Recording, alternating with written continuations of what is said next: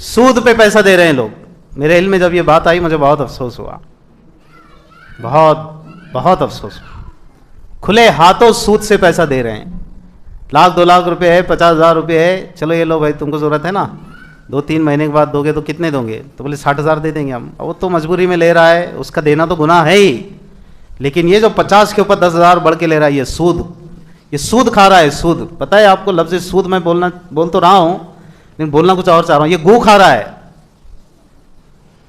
اور یہ اس لیے تھوڑا سا پھوڑ سا لفظ استعمال کیا, بضرورت بزرگوں نے بھی استعمال کیا, اس لیے ہم جیسے طلبہ کی ہمت ہو جاتی ہے تاکہ اس کی قباحت و شناعت ذہنوں میں بیٹھ جائے کہ جب ہم میلہ کھانے کو پسند نہیں کرتے اور یہ کہتے کہ بھائی یہ تو میلہ ہے, گندگی ہے, گو ہے, پاخانہ ہے, اس سے بھی زیادہ ناپاک ہے سود. جانتے ہیں آپ, اس سے بھی زیادہ سود کی اتنی شناعت ہے کہ کم درجہ اس کا یہ ہے جیسے کوئی آدمی اپنی ماں کے ساتھ زنا کر رہا ہے, نعوذ باللہ, اللہ کی پناہ.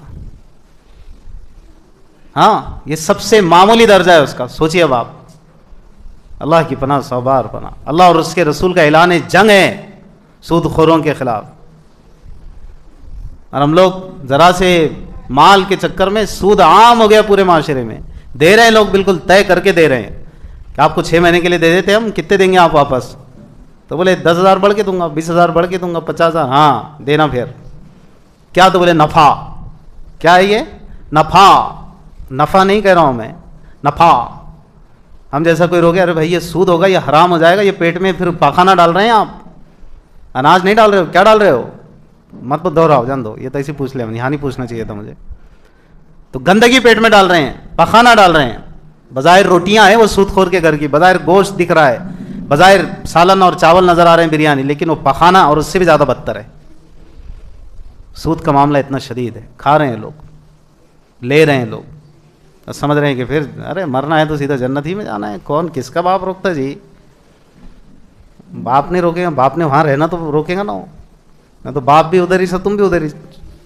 سود خور اگر ہے تو وہ بات کر رہا ہوں میں, تو صحیح بول رہا ہوں, کس کا باپ روکے گا؟ اس کا باپ تو ہے ہی نہیں نا وہاں, کہ باپ ہی نے وہ تعلیم دی ہے, تو بیٹا بھی وہی چکری گھما رہا ہے پھر. تو بہت چل رہا ہے اس وقت ہمارے سماج میں, سود کھا رہے ہیں لوگ بنداس, الیاذ باللہ, دے رہے ہیں سود پر, اور مال اور بس چل رہا ہے. بھائی کیا دیں گے بڑھ کے؟ بولے نفع کہاں سے ہوا جی؟ تجارت اس کو کہتے ہیں جب نفع کے ساتھ نقصان میں بھی آپ کی شرکت ہو. بات ہے یہ سمجھ میں, نقصان میں بھی شرکت ہو, کہ بھئی ایک بندے نے 2,00,000 روپے کا مال لیا, تو آپ نے بھی 1,00,000 روپے اس کو دیے, یہ کہہ کر کہ بھئی اب کتنے ہو گئے آپ کے, 2 میرے, 3,00,000 کا اپنا کاروبار ہوا. اب آپ اس میں محنت کیجئے, یا میں بھی وقتاً فوقتاً جو بھی طے ہو جائے. تو اب اگر 3,00,000 کے اوپر 10,000 منافع آتا ہے, تو چلو میں 50 کی مثال دیتا ہوں تاکہ مثال آسان ہو جائے. 2,00,000 ایک نے لگایا, ایک نے 2,00,000 لگایا, کتنے ہو گئے؟ 4,00,000. اب اس میں بزنس کر رہے ہیں, وہ نفع ہوا ان کو, مان لو اس مہینے 20,000 روپے, تو 10,000 یہ رکھے, 10,000 یہ رکھے.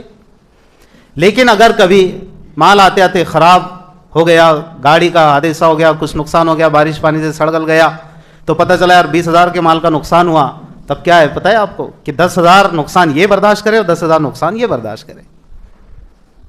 آپ کہیں گے صرف منافع میں پارٹنر رہوں گا, تو یہ سود رہے گا, منافع نہیں رہے گا. This is not profit but interest.